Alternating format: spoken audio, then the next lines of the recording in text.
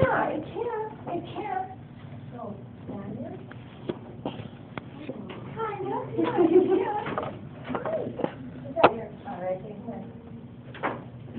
Physical characteristics, though, you can't. An American doesn't have a distinct physical characteristic. Okay. Let's talk about skin color, facial structure. Okay, what about somebody who is German American? I am. I am too. Right?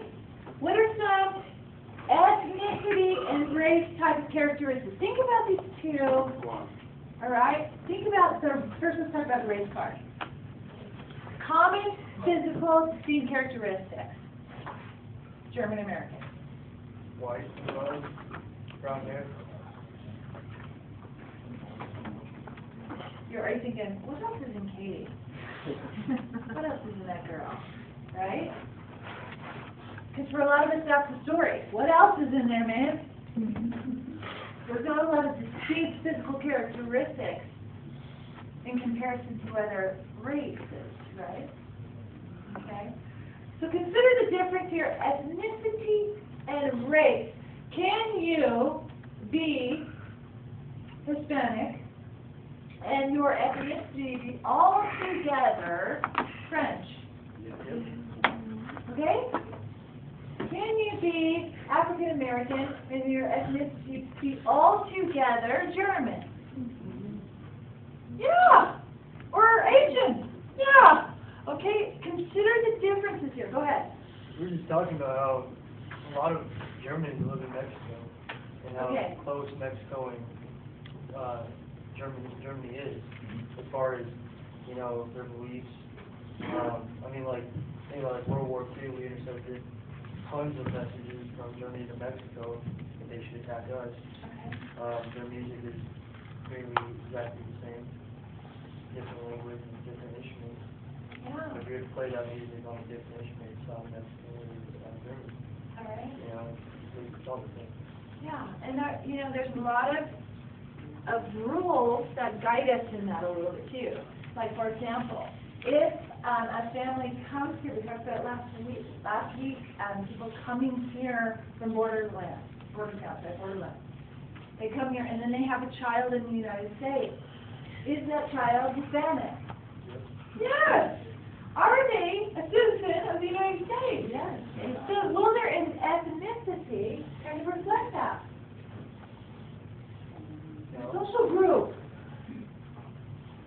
their national tradition. Will they, for example, pay taxes? No. A U.S. citizen in this country born. Oh, sorry. Yeah, I was thinking of the parents. Okay. Will they receive Social Security? Yes. Okay. So some of our national or cultural traditions will be present in this person. Is that fair to say that? Okay. So this can be a little bit clear in some parts of our world. In our part of the world, it's very unclear. Okay? That's part of our world. That unclear, that gray area. Okay? Now, considering these, I want you to answer this question. Does ethnicity or race affect stratification? Well, what's stratification? Do you remember that? Yeah. What's Like stratification? different classes of. Very good. It's how we shell them. Yeah. What about Survivor? How we shell people. How we prioritize them. Okay, let me read it to you. A structured ranking of entire groups of people that perpetuates unequal economic rewards and power in a society. So it's how we shell people, it's how we have a priority, power structure. Okay? Now let's look at these. Your ethnicity and your race. Does it affect that? Yes. How so? Absolutely. Statistically, a white man is going to make more at the same position, same degree, same everything as anyone, a white woman, a black man. I even saw a recent documentary called Freakonomics where they filled out like 400 job applications in different areas, with the exact same information on each one, except they used a predominantly African American's name on one, and then like John on the other, and the John one got picked like 35% more often. Like 3 out of 5 times he was picked, where the other guy was like a lot less. Okay. Any opposing? No, but on all applications, you have to. Very good. It gives you the option. It gives you the option. Affirmative action, very good. You could say that, bring that up, that's perfect. They like hire predominantly, I don't know, discriminated against or minorities. You know, it's interesting that you bring up a job application. Let's touch back and then we'll hit affirmative action. On a job application, they have a question on every one that I have probably ever seen that says, "Are you a U.S. citizen?" Why do they want to know that? Does ethnicity or race affect stratification?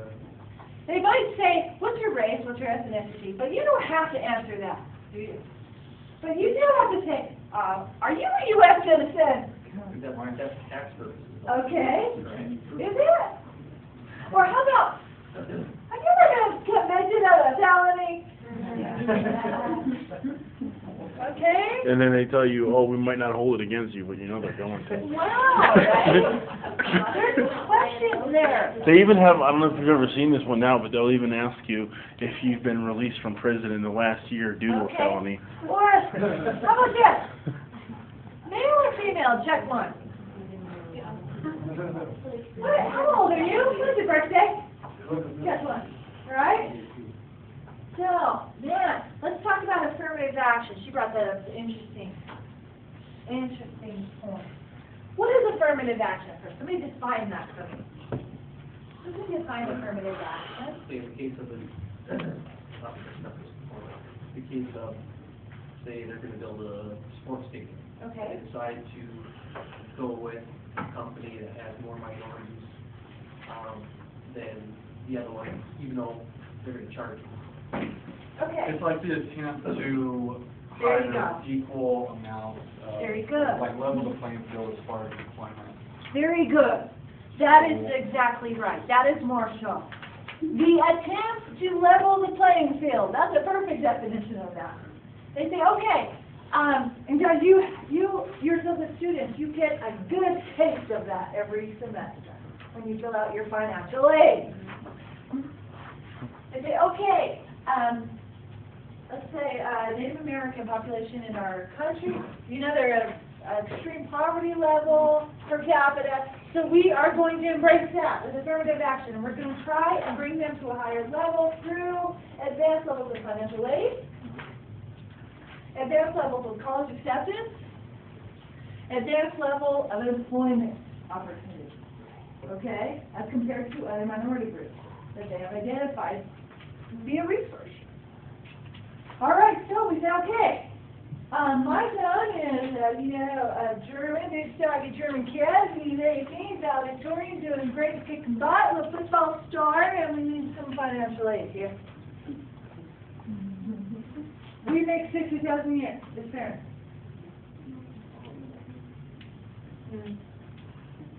So is this fair?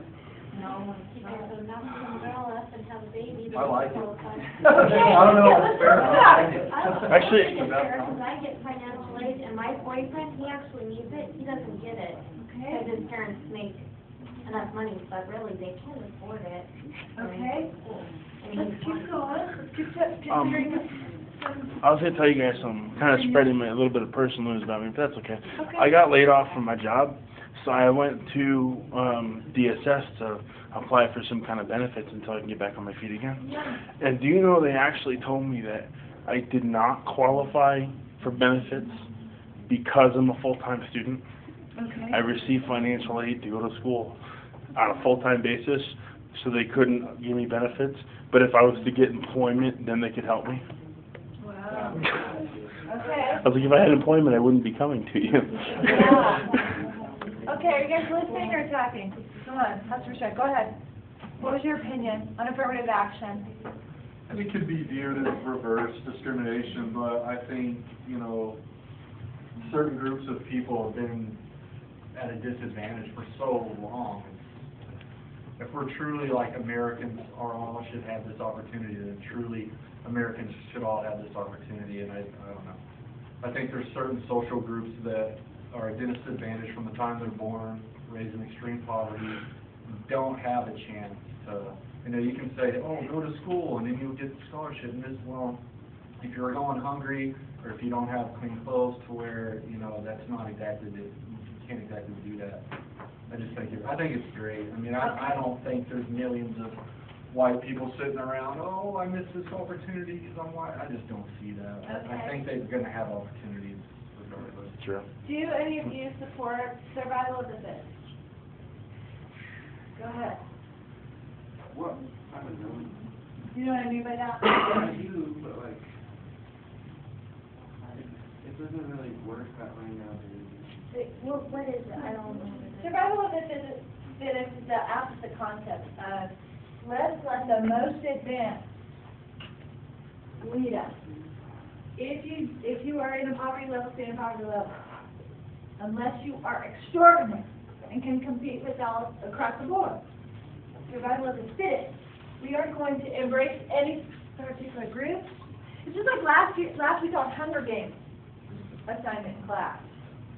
Everybody could have pulled all of their points and fed everyone. Instead of saying no. Right? You see that? Survival of the fittest. How many of you support that kind of concept?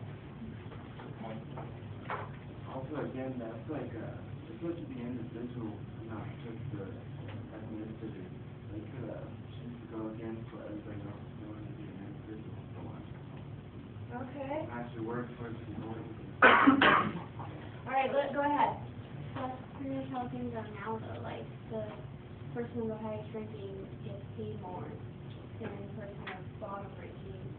The longer you go to school to get a better job, then you make more, or you have higher authority over everyone else. That's how things are now. But that shouldn't it be the harder you work, the better, better your income, the better. Well, that would be a common information. The truth is, though, you are not in that world. You are altogether in an affirmative action world. You are. And you will be slapped with it again and again. I have, at 38, have been slapped with it many times. And I am female. And when it happens, you think, this sucks, man! Right? And then I come and teach sociology, I'm like, oh yeah, okay, Hunger Games, I get it. You have to come to the place that you're at with it. Go ahead. So the only reason why I disagree with affirmative action, don't get me wrong, I'm not racist or anything, but the only reason why I disagree with it is let's just say in the public service sector where you take a test to become a police officer or something like that. I mean, I'm all for blacks having the job, anybody having it, I don't care. But who do you really want having that job?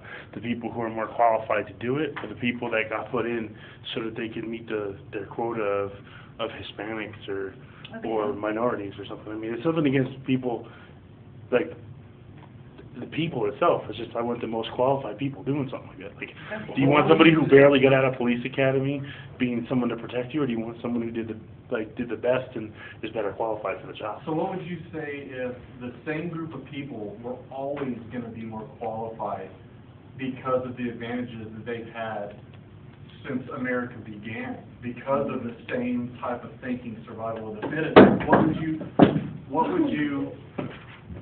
would you do then? Would you just continue with that? Like the same people are more qualified because the same people have more money in their family that gets passed on from generation to generation, so they get to go to the best schools, they get the best training. When is it time for other Americans to get that? I mean, I don't want to give them the cold shoulder or nothing like that. I mean, granted, there's a difference between cold shoulder and dispersing the funds that we do have available to make everyone a level playing field. Oh yeah, I mean, if we can do something to help them out, to help them get up to be able to perform at the same level as everyone else, I'm not against that. But in the meantime, I think, I don't know, I wish we could kind of have it both ways, I guess.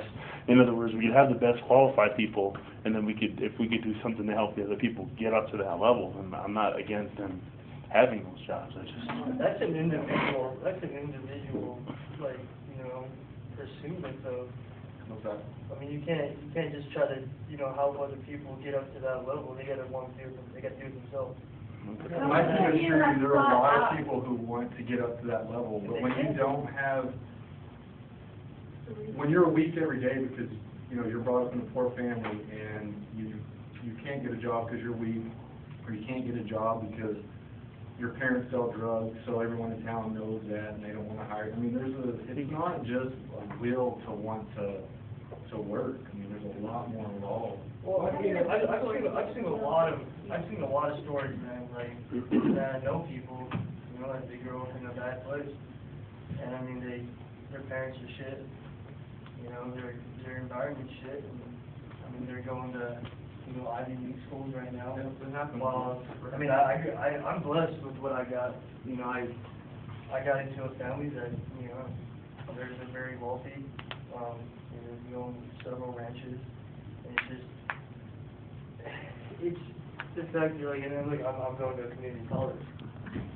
If I would busted my ass off, like these people that didn't, or these people that did, who were poor, or who had shithead parents, I could be in an Ivy League school too. I had great parents, so, and I'm in community college. So I don't think it has anything to do with where you're brought up. And that's just my opinion. I mean, you could say that, he was brought up in a bad place, figured he'd turn out bad, but I think it's kind of bullshit. It's who you are as an individual. You have that will to live. I mean, if you don't, then I'm glad you're poor. I'm glad that you don't have nothing. Should we make our political decisions based on the majority or the individual? Majority. I don't understand. The political decisions in regards to financial aid dollars, should we make them in regards to the majority? The research we get from the majority? Or an individual? Individual. Everybody has their own story. Well, that- Too hard to even try. If you're gonna try and help everybody on an individual. Well, I think someone who's not trying isn't applying for college. I mean, would you